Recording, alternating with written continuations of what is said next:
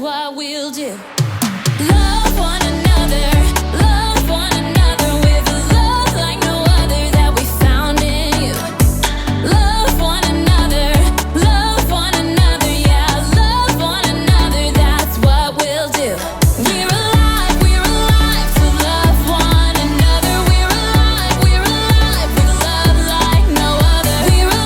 We're alive, we're sisters and brothers. We're alive to love one another.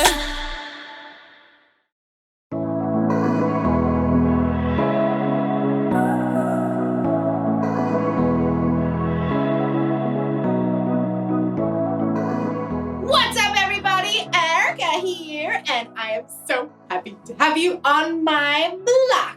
As you can see, we've got a whole community of people living right here, working together to help each other and show compassion. Compassion is caring enough to do something about someone else's need. Every person is made in their own unique way, and every person can use what they have to show compassion. You want to see?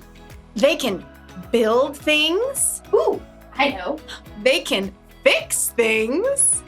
And even make people feel safe. Everybody has a part to play. And there are clues, even when you're young, to help you know what your part is. For instance, you might like to help your parents out around the kitchen.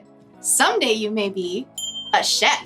Or maybe you like building things out of Legos. You might grow up to be a construction worker.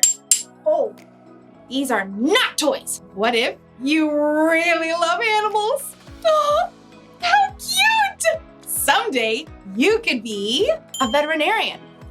Oh, even cuter! If you look really close to what you're good at and the gifts you've been given, you might get a glimpse of what you'll be like when you're older. Or, like you'll see in today's story, God can use what you have right now to do something miraculous. I'm not sure what I have to give, but I hope it involves a cute puppy. I'll see you next time. The Bible. It's 66 books of history, stories, letters, and poetry that fit together to form God's one big story. The epic adventure of how He created us and loves us so much that He made a way to rescue us. As we travel through the Bible, from Genesis to Revelation, we discover people who met God and found their lives changed forever. Now, for an amazing story, inspired by the book of John, chapter 6, verses 1 through 13. Let's set the stage.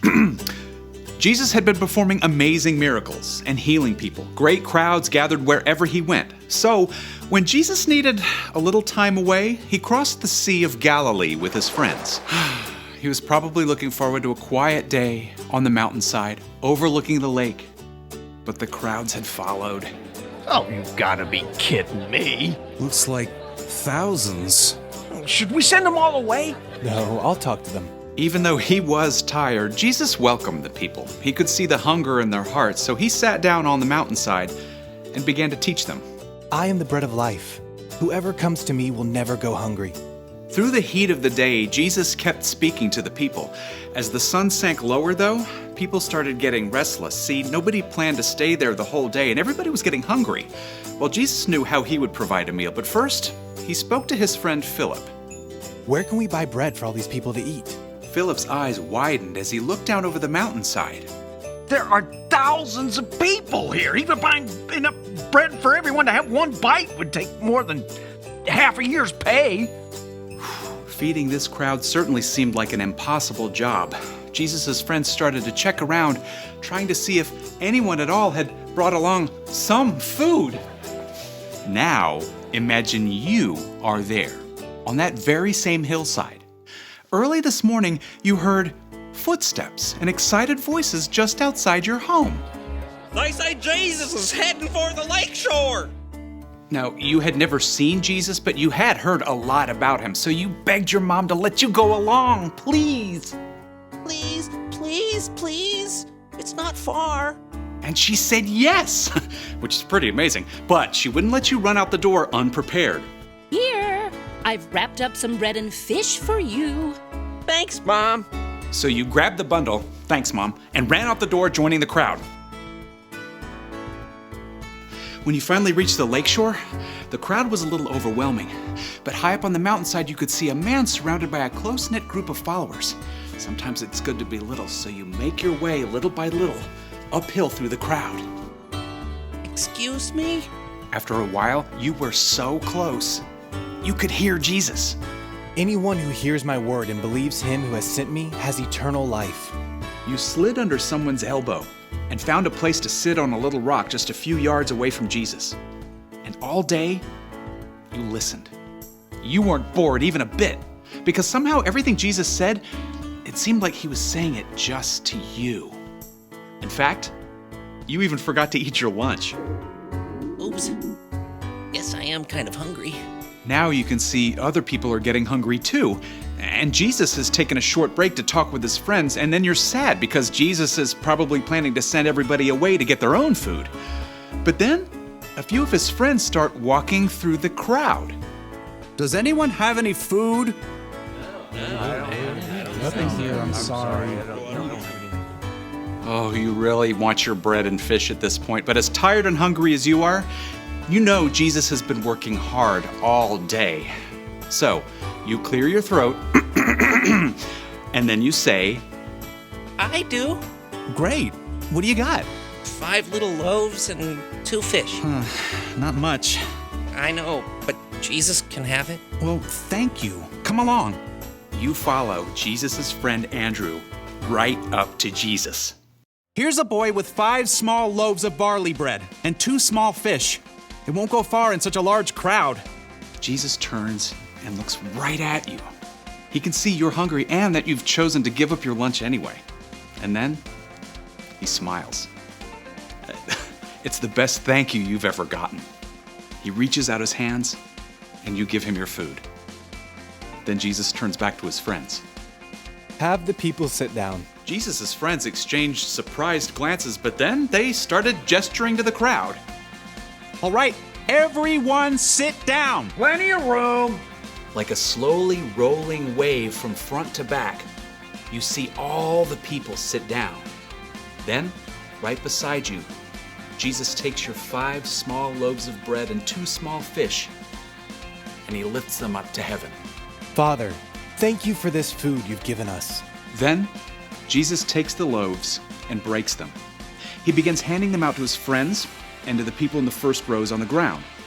He does the same with the fish. You even get some of your own bread and fish back. Yum. You look around and you can see Jesus' friends still handing out pieces of fish and bread to the crowd. But this is way more than what I gave to Jesus. Soon, it seems like the entire crowd is eating dinner. Your own stomach is already full, and you still have bread and fish left over. As the people around you begin to finish their meals, Jesus calls his friends again. Gather the leftover pieces. Don't waste anything. You watch in amazement as Jesus' friends go through the crowd with large baskets. And sure enough, lots of people have extra bread and fish to drop inside. When the men finally return to Jesus, they've collected 12 full baskets of leftover fish and bread. That's impossible. But you know it happened because you saw it and because you've met Jesus. Nearby, a man exclaims, This must be the prophet who's supposed to come into the world. Now, you aren't sure exactly what that means, but you are sure that Jesus deeply cares for every single person on this hillside.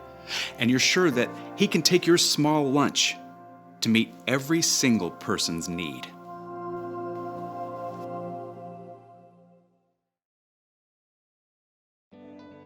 When the boy showed up to see Jesus on a mountainside with a crowd of over 5,000 people, it probably never crossed his mind that he could be part of a miracle.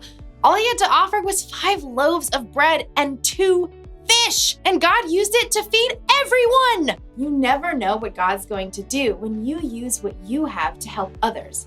So, what do you have? Do you like to entertain people? And are you good with animals? Do you like to make things grow? Do you enjoy serving others? Everybody has something they can use to help others. Could be all you need are these, your hands. Your hands can help lift things, clean things, and repair things. Something else you have is this, your brain. You can use your brain to help solve problems or to help create something incredible. And what about these? Your ears. Sometimes to help others, all you need to do is listen. And then these, your elbows. I'm not really sure what you can use your elbows for. Oh, I got it. You can use your elbows to help a small child find their parents in a crowd. Excuse me. Nailed it. The one thing to remember today is this. Use what you have to help others. You don't have to wait until you're older. God can use even the smallest things to make a big difference. I just thought of another use for your elbows. The chicken dance. Your turn.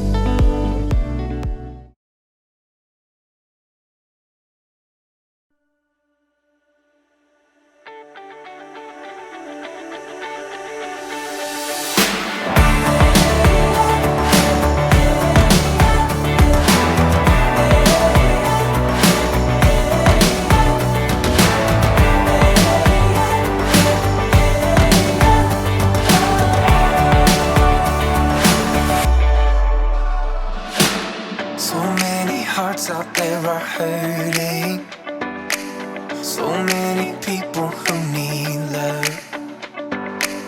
Sometimes I feel a little helpless, like what I have won't be enough. I may not have everything,